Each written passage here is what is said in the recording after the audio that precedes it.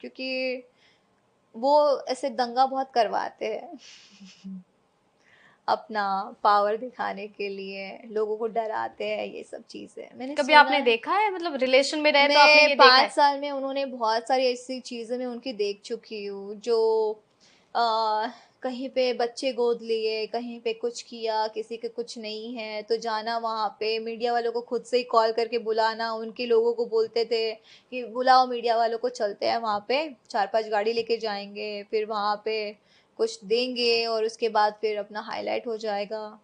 You wanted to say कि Khesari has two faces. Publicity. Publicity.